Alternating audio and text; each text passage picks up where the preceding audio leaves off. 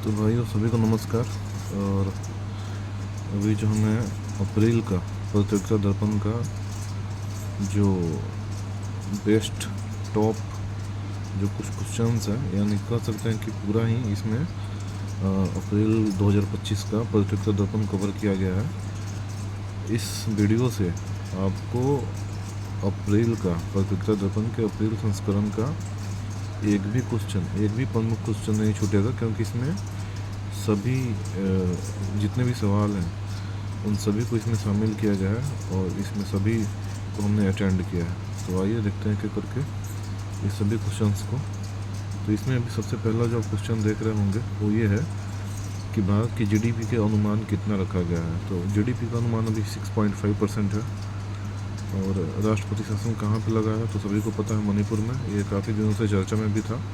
मणिपुर में काफ़ी समय से ये प्रोटेस्ट चल रहा था, तो वहाँ पे भी वहाँ के जो सीएम है उन्होंने इस्तीफ़ा दे दिया। उसके बाद वहाँ पे जो है तो राष्ट्रपति शासन लग गया है। उसके बाद अभी हाल ही में आप लोगों ने देखा होगा कि उत्तराखंड में यूसीसी लागू हुआ है, समान नागरिक संहिता। ठीक है, तो उत्तराखंड में लागू होने के बाद में अब यह जो है सो गुजरात में भी लागू होने वाला है। तो इससे संबंधित एक दो पॉइंट और हैं, उसको भी देखना चाहिए। जो कि सबसे पहले है कि 129वां संविधान संशोधन जो है वो यूसीसी से संबंधित है। और दूसरा जो है 129वां संविधान संशोधन उत्तराखंड में जो यूसीसी हुआ उससे रिलेटेड है। आप एक बार इसको चेक कीजिएगा, इसका डिटेल्स एक बार देख लीजिएगा।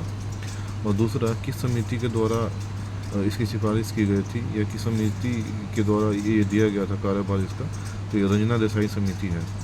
और आपको ये भी बताना चाहेंगे कि अभी गुजरात में भी यूसीसी लागू करने की शुरुआत हो गई है और इसके लिए भी सर्वे करने का जो जिम्मा दिया गया है, जो रिस्पॉन्सिबिलिटी दी गई है, वो भी रंजना देसाई जी को ही दी गई है। तो उनके लीड में एक टीम बनी हुई है 4 या 5 लोगों की, और जो कि अपना सर्वे करेगी और 45 डेज़ के अंदर में अपना रिपोर्ट पेश करेगी। तो जल्द ही आपको गुजरात में भी यूसीसी लागू होते हुए आपको खबर सुनने को मिल सकती है।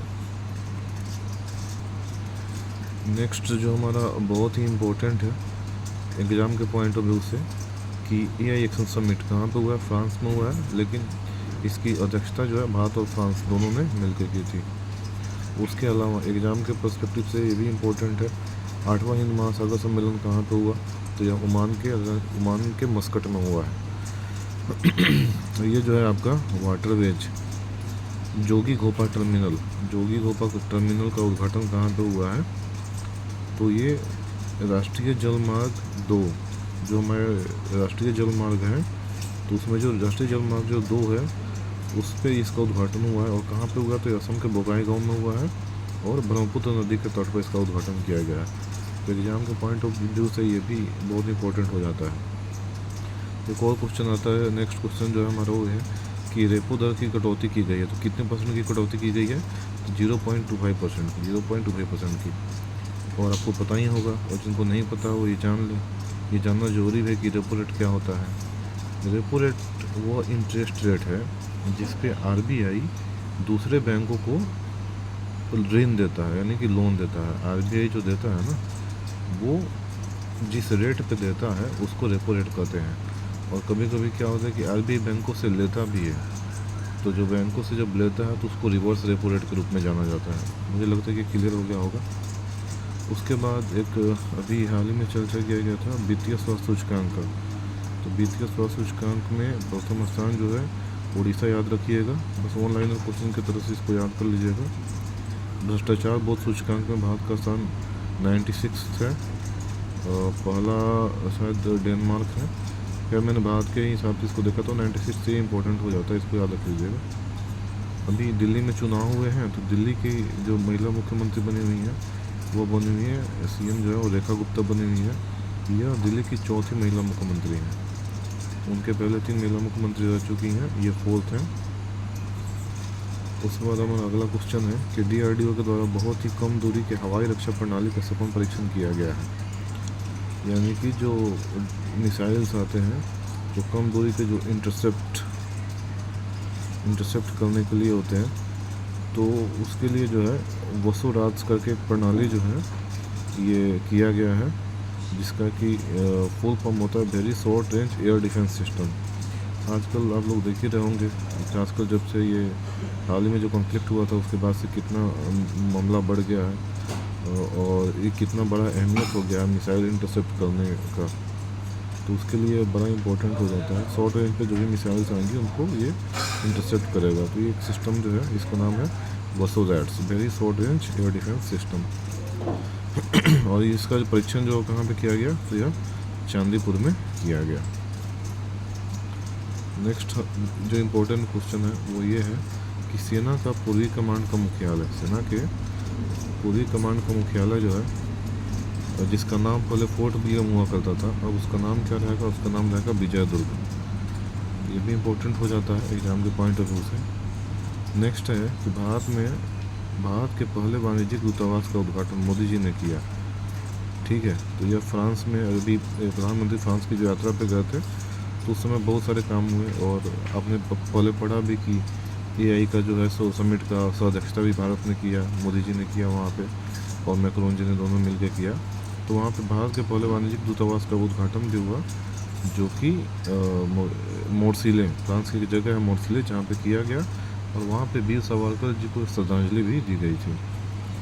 उसके बाद हमारा नेक्स्ट इम्पोर्टेंट क्वेश्चन है national highway authority of India, भारतीय राष्ट्रीय राजमार्ग प्राधिकरण के अध्यक्ष जो है संतोष यादव हैं, उन्हीं का कार्यकाल जो है एक्सटेंड किया गया है, अगले 2 साल तक और बने रहेंगे। और भी कुछ हमारा इम्पोर्टेंट पॉइंट यहाँ पे है कि नीति आयोग के जो CEO हैं वो BVR सुब्रमण्यम है, इनका भी कार्यकाल 1 वर्ष के लिए बढ़ाया गया है। ये सब आपको पता ही होगा क्योंकि पहले से ही है। और प्रधान आर्थिक सलाहकार, इनका नाम है अनंत नागेश्वरन, इनका भी कार्यकाल 1 साल तक बढ़ाया गया है, बस इनका नाम याद रखना है। उसके बाद बहुत इंपॉर्टेंट हो जाते हैं भारत के 26वें मुख्य न्यायाधीश कौन बने हैं, तो ज्ञानेश कुमार बने हैं, इन्होंने राजीव कुमार का स्थान लिया है। ये चीफ इलेक्शन कमिश्नर जो है ये बहुत इंपॉर्टेंट हो जाता है एग्जाम के पॉइंट ऑफ व्यू से, तो ये तो याद ही रहना चाहिए। दूसरा हो जाता है आपका BBC के द्वारा बेस्ट महिला खिलाड़ी का अवार्ड किसको दिया गया है, तो मनु भाकर को दिया गया है, निशानेबाजी से संबंधित है, आपको पता ही होगा। इन्होंने हाल ही में बहुत अच्छा परफॉर्मेंस दिया था और इनको जो है सो खेल रत्न पुरस्कार जो 4 लोगों को दिया गया है उसमें भी यह शामिल है। उसके बाद खेल रत्न में आपको बता दें कि प्रवीण कुमार, हरमनप्रीत सिंह, मनु भाकर और डी गुकेश, इन 4 लोगों को खेल रत्न पुरस्कार दिया गया है। इसमें 25 लाख रुपया जो दिया जाता है। उसके अलावा BBC बेस्ट वुमेन प्लेयर का अवार्ड भी जो है मनु भाकर को दिया गया है। नेक्स्ट देखते हैं कि colonel CK Naidu life time achievement award, तो जाहिर सी बात है life time achievement award Sachin Tendulkar से बेहतर अभी फिलहाल तो कोई है नहीं जिनको अवार्ड दिया जा सके, तो ये तो ऐसे ही याद हो जाएगा। उसके बाद बेस्ट क्रिकेटर का अवार्ड दिया गया है मेंस में जसप्रीत बुमराह को, जिसे कि पोलियो मेडल पुरस्कार भी करते हैं। वहीं महिला ग्रुप में इसको देखा जाएगा तो स्मृति मंदाना को दिया गया है। और ग्रैमी अवार्ड्स भी एग्जाम के पॉइंट से बहुत इंपॉर्टेंट हो जाता है। तो ग्रैमी अवार्ड जो 66 यह किसको दिया गया, तो चंद्रिका टंडन को दिया गया है। यह जो है सो एक बहुत ही महत्वपूर्ण शख्सियत है। इंदिरा नूरी पहले पेप्सिको के अध्यक्ष रह चुकी हैं, उनकी अब बने चंद्रिका टंडन। तो म्यूजिक में इन्हें यह जो है तो ग्रैमी अवार्ड्स म्यूजिक से संबंधित है, तो ये 67वां अवार्ड जो है इनको दिया गया है। उसके अलावा आते हैं बाफ्टा अवार्ड्स। ये अवार्ड्स बड़े इंपॉर्टेंट हो जाते हैं एग्जाम के पॉइंट ऑफ व्यू से। तो इसमें जो है आपका सर्वश्रेष्ठ फिल्म का अवार्ड दिया गया है द ब्रूटलिस्ट को। याद रखिएगा बाफ्टा अवार्ड्स और ऑस्कर अवार्ड्स, ऑस्कर भी करा दूंगा मैं थोड़े दिनों में। अभी फिलहाल बाफ्टा फोकस करते हैं। जो बाफ्टा होते हैं उन्हीं में से लगभग ऑस्कर्स में भी जाते हैं, थोड़ा बहुत चेंजेज होता है, जो हम चर्चा करेंगे तब उसको भी देख लीजिएगा। बाफ्टा में सर्वश्रेष्ठ फिल्म का अवार्ड मिला द ब्रूटलिस्ट को। सर्वश्रेष्ठ अभिनेता एड्रियन बॉडी को, शॉर्ट में नाम याद करने के लिए मैंने ये भी लिख दिया है, A से एड्रियन और B से बॉडी।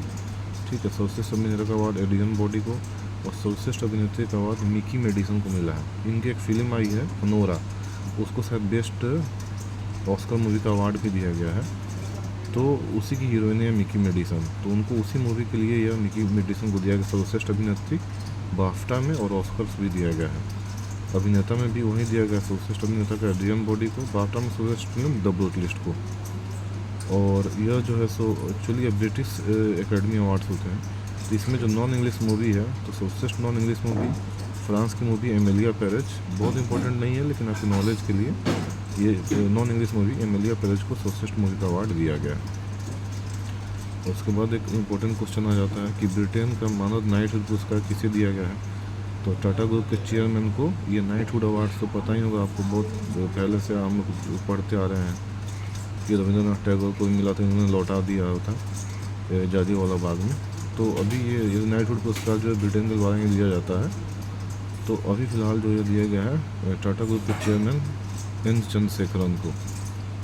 ठीक है, उसके बाद कुछ इम्पोर्टेंट और क्वेश्चन आ जाते हैं, जैसे कि नामीबिया के राष्ट्रपति जिनका हाल ही में निधन हुआ है, ये नामीबिया के पहले राष्ट्रपति थे, छोटा सा नाम है सैम नुजोमा इनका निधन हुआ है। तो ये भी इम्पोर्टेंट हो जाते हैं। और पूर्व मुख्य चुनाव आयुक्त जिनका निधन हुआ है, नवीन चावला करके मुख्य चुनाव आयुक्त थे, ये इनका जो है सो हाल फिलहाल निधन हुआ है। तो अभी ये भी इम्पोर्टेंट हो जाते हैं एग्ज़ाम पॉइंट ऑफ व्यू से, क्योंकि अभी आपके जो है सो मुख्य चुनाव चेंज भी हुए हैं और ये निधन भी हुआ है। तो थोड़ा सा आप इसको एक दूसरे को कनेक्ट करके इसको याद कर सकते हैं। ठीक है, आइए अब नेक्स्ट देखते हैं आगे क्या। देखिए दोस्तों, कंटेंट आपको बेस्ट मिलेगा। कंटेंट में जो है सो आपको कंटेंट में आप 1% भी कमी नहीं निकाल सकते हैं। रहा बात एक चीज़ और है, इसमें किसी भी तरह का फालतू का जो है सो आपको कोई भी डिस्कशन नहीं किया जाएगा, और फालतू का कोई भी आपको मतलब का बहुत सारा डाटा आपके दिमाग में डालने का कोशिश नहीं करेंगे। कि इतना कभी डाटा डाल देते हैं ना कि मैं उसके चक्कर में बहुत बार हम इम्पोर्टेंट क्वेश्चन को छोड़ देते हैं। तो ये सब चीज़ें नहीं होंगी। जो एग्ज़ाम के पॉइंट ऑफ व्यू से हमारे लिए जो इम्पोर्टेंट है और हमारे नॉलेज के लिए जो इम्पोर्टेंट है, उसी चीज़ पे हम लोग यहाँ पे डिस्कशन करेंगे, उसी चीज़ को हम लोग चर्चा करेंगे। क्योंकि समय तो ऐसे भी कम ही होता है, तो उसका जो है सही से यूटिलाइज करना सही रहता है। तो चलिए ठीक है, कुछ इंपॉर्टेंट डेज हैं, डेट्स हैं, उसको देखना जरूरी है। सबको पता ही है, आज भूमि दिवस, विश्व आर्द्रभूमि दिवस 2 फरवरी को मनाते हैं। रामसर डे भी इसको बोलते हैं। कैंसर दिवस और श्रीलंका का राष्ट्रीय दिवस ये 4 फरवरी को होता है। दाल दिवस 10 से दाल और 10 फरवरी को ये हो जाता है। और विश्व उत्पादकता दिवस ये 10 फरवरी के बाद था। तो दाल और उत्पादन, दाल जो है 10 फरवरी को और उत्पादन जो है सो 12 फरवरी को, ये याद रख सकते हैं। रेडियो दिवस एग्ज़ाम के पॉइंट ऑफ व्यू से बड़ा इंपॉर्टेंट हो जाता है, आता रहता है 13 फरवरी को।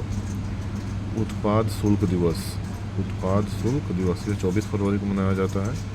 और ये तो इम्पोर्टेंट पता ही है आपको। राष्ट्रीय विज्ञान दिवस 28 फरवरी।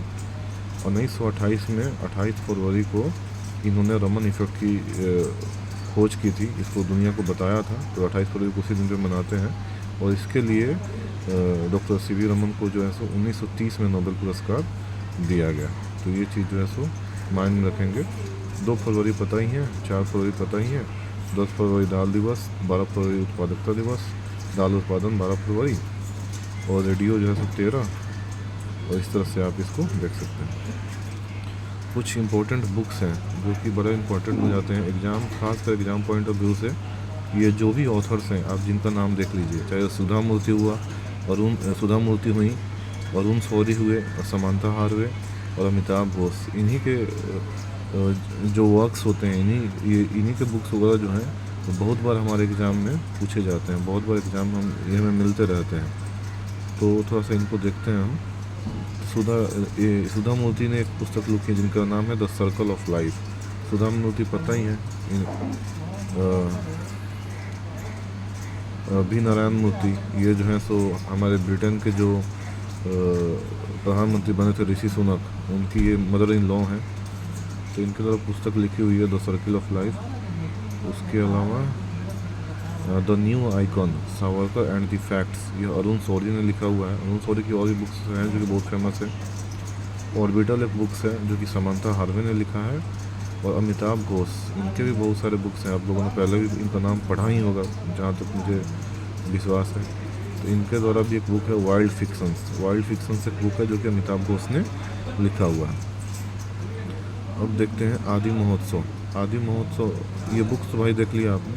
बुक्स जो है सो ये 3-4 बुक्स हैं, ये वन वे में इसको आप 1 क्लिक में आप इसको याद कर सकते हैं, ज़्यादा ये नहीं है। ठीक है, उसके बाद आपका एक राष्ट्रीय जनजातीय महोत्सव जिसको आदि महोत्सव कहते हैं, इसका आयोजन दिल्ली में हुआ है, तो ये याद रखेंगे। और बार बार क्वेश्चन कहता है सूरज कुंड मेला जो है ये हरियाणा में आयोजित होता है। हर साल इसके अलग थीम स्टेट्स होते हैं और अलग जो है सो ये जो पार्टनर कंट्रीज भी होती हैं हर साल अलग होती हैं। तो इस साल जो है जगह तो वही है, हरियाणा में ही हुआ है, लेकिन इसके जो थीम स्टेट्स हैं ये हैं उड़ीसा और मध्य प्रदेश। और पार्टनर देश में इसमें कोई एक देश नहीं है, बल्कि जो बिम्स्टेक जो एक ग्रुप है, एक ग्रुप ऑफ कंट्रीज है, तो उस पार्टनर देश में बिम्स्टेक के देशों को इसमें शामिल किया गया है। ठीक है, तो सबसे पहला सवाल तो यही आ जाता है कि सूरज कुंड मेला कहाँ पे होता है, तो हरियाणा में। उसके बाद अगर थोड़ा सा डीप में जाएंगे तो थीम स्टेट में उड़ीसा एंड एमपी, पार्टनर देश में बिम्स्टेक है। अब बिम्स्टेक का सम्मेलन भी हाल फिलहाल में हुआ है, तो ये थाईलैंड में हुआ है, इसको भी आप याद रखिएगा। थाईलैंड में पूछता है अगर कि बिम्स्टेक समिट कहाँ पे हुआ है, तो यह थाईलैंड में हुआ है। नेक्स्ट, अभी ये जो है तो एनटीपीसी के एग्ज़ाम में पूछा है हाल फिलहाल में कि साइक्लोन युद्धाभ्यास किसके बीच हुआ, तो भारत और मिस्र के बीच हुआ। और कहाँ पे हुआ, तो यह हुआ जी राजस्थान में हुआ है। एक चीज़ और याद रखिएगा कि जब डेजर्ट साइक्लोन सिर्फ भारत और मिस्र, और जब डेजर्ट साइक्लोन कहता है तो यह होता है इंडिया और यूएई के बीच में होता है डेजर्ट साइक्लोन। और आई थिंक इस बार जो है इसमें फ्रांस भी ऐड हुआ है। डेजर्ट साइक्लोन इंडिया और यूएई के द्वारा होता है, इसमें फ्रांस भी ऐड हुआ है।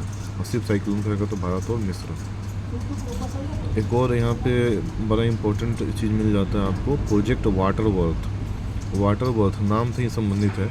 इसमें क्या है कि समुद्र के नीचे केबल बिछाया जाएगा, केबल का बहुत बड़ा एक नेटवर्क बनाया जाएगा। ठीक है, तो बहुत सारे कंट्रीज़ हैं इसमें, इंडिया, ब्राज़ील हैं और दो चार और भी कंट्रीज़ हैं जो कि मिलके इंटरनेट कनेक्टिविटी के लिए ये प्रोजेक्ट बना हुआ है। तो इसमें इंडिया भी शामिल हुआ है। तो प्रोजेक्ट वाटर वर्थ है, नाम याद रखेंगे, इंडिया शामिल हुआ है ये याद रखेंगे, इंटरनेट कनेक्टिविटी से रिलेटेड है, इसको याद रखेंगे। ठीक है, और विश्व पुस्तक मेला हर साल आयोजन होता है कहीं ना कहीं। इस बार जो इसका आयोजन दिल्ली में किया गया है, ये 1 गो में याद होने वाले हैं, तो बहुत ज़्यादा इसमें कुछ यह नहीं है, तो इसको आप एक बार फिर से देख सकते हैं। ये कुछ दिवस जो हैं तो दिवस हैं, फिर ये कुछ बुक्स रहे, और उसके बाद आपको सूरज कुंड मेला हुआ, साइक्लोन हुआ, डेजर्ट साइक्लोन हुआ, प्रोजेक्ट वाटर वर्थ हुआ, और ये विश्व पुस्तक मेला हुआ। चलिए अब आगे बढ़ते हैं, थोड़ा आगे देखते हैं आगे और क्या क्या इंपॉर्टेंट क्वेश्चंस हैं।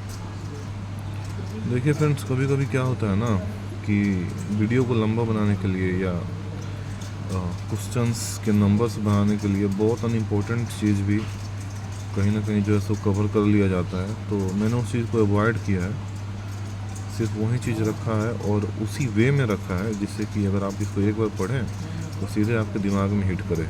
इस तरीके से जो है सो इसको तो मैंने लिया है और इम्पोर्टेंट चीज़ों को ही लिया है, ताकि जो है सो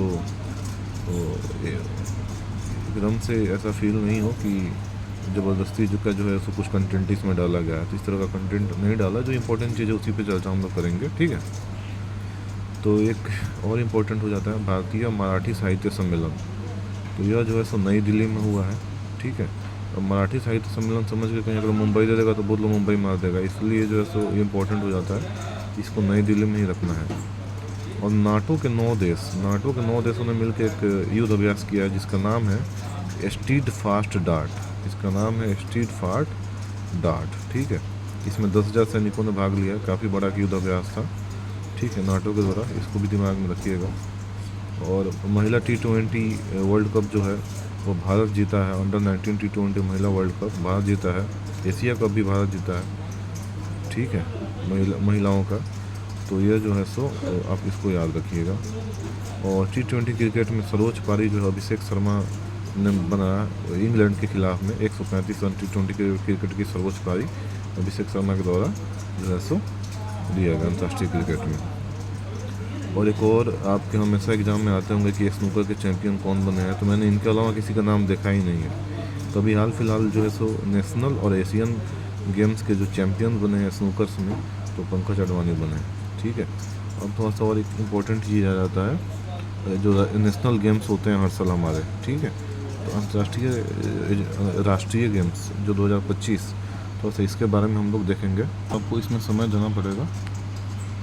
ठीक है, लेकिन है जितने इम्पोर्टेंट पॉइंट है वहीं कवर हुए हैं। सबसे पहले तो ये जान लीजिए कि कहाँ पे हुआ है, तो उत्तराखंड में हुआ है। उद्घाटन मोदी जी ने किया है और इसका मोटो जो है वो था संकल्प से शिखर तक। और बड़ा इंपॉर्टेंट चीज़ हो जाता है कि पूछता है कि इसका शुभंकर कौन है, अक्सर पूछता है। तो इसका शुभंकर है मौली नाम की एक चिड़िया है जिसको कि शुभंकर बनाया गया है। और जो है सो खेलों में एक खेलों का जो मसाल है उसका नाम है तेजस्विनी।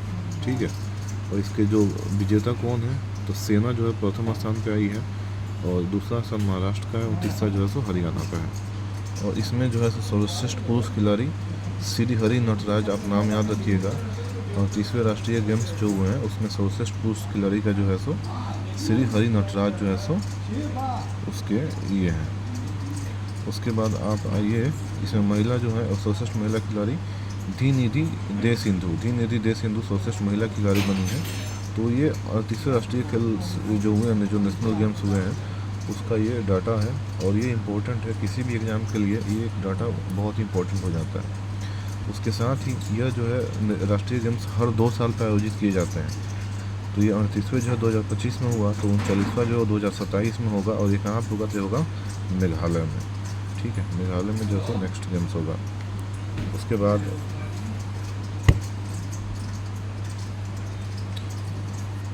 नेक्स्ट जो है सो हम देखते हैं इसमें नेवा, एक नेवा एप्लीकेशन आता है। नेवा फुल फॉर्म होता है नेशनल ई विधान एप्लीकेशन। तो यह जो उत्तराखंड ने अपनाया है, इसके पहले इसको हिमाचल ने भी अपनाया था, तब भी यह चर्चा में आया था।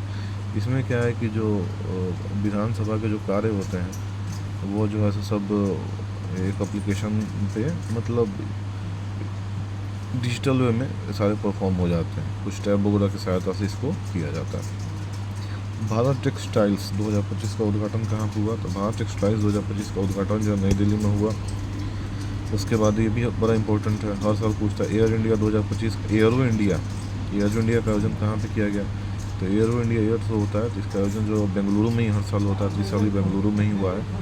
एयरपोर्ट का नाम है यलहंका एयरबेस बेंगलुरु।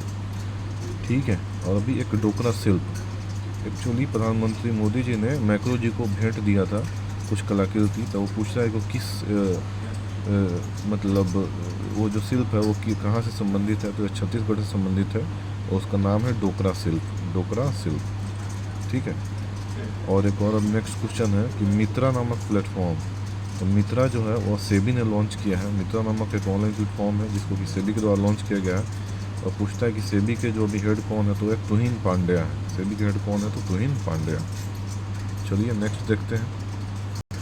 नेक्स्ट आपका बहुत ही इंपॉर्टेंट क्वेश्चन हो जाता है कि ब्रिक्स 2025 कहाँ पे होगा, तो ब्रिक्स जो है वो ब्राज़ील में होगा। G20 कहाँ पे होगा, तो G20 जो है साउथ अफ्रीका में होगा। आपको पता हो जाना चाहिए कि 2023 में इंडिया में जब G20 हुआ था तो मोदी जी ने उसकी अध्यक्षता की थी, भारत ने उसकी अध्यक्षता की थी और साउथ अफ्रीका को जो है उसमें शामिल किया गया था। तो अमेरिका उसके बाद जो है सो अभी जो है 2025 में ये जून जुलाई में होने वाला है, तो यह जो है सो साउथ अफ्रीका में होगा। लेकिन इसमें एक चीज़ और इम्पोर्टेंट ये है कि अमेरिका ने इसमें भाग लेने से इनकार कर दिया है। अमेरिका जो है सो कुछ पॉइंट्स हैं जो कि संपत्ति संबंधी कुछ पॉइंट हैं, तो ये जो है उस मैटर पे जो है सो अमेरिका ने G20 में भाग लेने से इनकार कर दिया, अभी तक का जो अपडेट है उसके हिसाब से। और अंतरिक्ष में एक पृथ्वी से बहुत दूर एक आइंस्टीन वलय की खोज की गई है जिसका नाम आइंस्टीन वलय रखा गया है। तो इसको खोजा गया है यूरोपियन स्पेस एजेंसी के द्वारा। इसको याद रखिएगा, आइंस्टीन वलय यूरोपियन स्पेस एजेंसी। ठीक है, पता ही है अब यूरोपियन स्पेस एजेंसी खोलेगी तो उसका आइंस्टीन के हिसाब से नाम रखेगी, तो इसे भी रिलेट कर सकते हैं। और दो इम्पोर्टेंट क्वेश्चन, यूएसए के राष्ट्रीय खुफिया प्रमुख बनी है तुलसी गबार्ड और यूएसए में FBI के प्रमुख बने हैं काश पटेल। तो ये दोनों भारतीय हैं। यूएसए के खुफिया प्रमुख बने हैं तुलसी गबार्ड और FBI के प्रमुख बने हैं काश पटेल, ये याद रखिएगा। और एक फुल फॉर्म आपको याद रखना है, IMEC full form, India middle east Europe corridor. ये जो G20 इंडिया में हुआ था उसी समय इस पर सहमति बनी हुई थी G20 की देशों ने। उस समय के जो प्रेसिडेंट थे यूएस के जो बाइडन, उन्होंने भी अपनी प्रतिबद्धता व्यक्त की थी कि भारत को यूरोप से जोड़ने के लिए सड़क मार्ग से इंडिया से यूरोप तक सड़क का एक निर्माण किया जाएगा। ठीक है, तो IMEC उसी समय पहली बार चर्चा में आया था जब 2023 में इंडिया में G20 हुआ था। ठीक है, तो अभी जो है उसी के संबंध में अभी हमारे जो प्रधानमंत्री जब फ्रांस गए थे तो उन्होंने उसी के संबंध में यहाँ पे जो है सो वार्ता की है राष्ट्रपति इमैनुअल मैक्रोन से। तो IMEC stands for India middle east Europe corridor, एक कॉरिडोर बनेगा और इस पे जो है सो बात आगे बढ़ाया है प्रधानमंत्री मोदी और राष्ट्रपति इमैनुअल मैक्रोन ने। ठीक है, तो ये जो है सो मेरे ख्याल से जो बेस्ट क्वेश्चंस हैं इसको हमने बहुत ही कम समय में कवर किया। इसको देखने के बाद मैं कह सकता हूँ कि आपका कोई भी इम्पोर्टेंट क्वेश्चन जो है सो 2025 के अप्रैल महीने के प्रतियोगिता दर्पण से नहीं छूटेगा। मतलब ऐसा कोई भी ऐसे हर एक इम्पोर्टेंट क्वेश्चन को इसमें कवर किया गया बहुत ही कम समय में। ठीक है, तो ठीक है, अभी आप इसको देखिए। नेक्स्ट जो है सो इसको हम और आगे कंटिन्यू करेंगे और बेहतर तरीके से कुछ और कंटेंट हम आपको देंगे। ठीक है, चलिए दोस्त।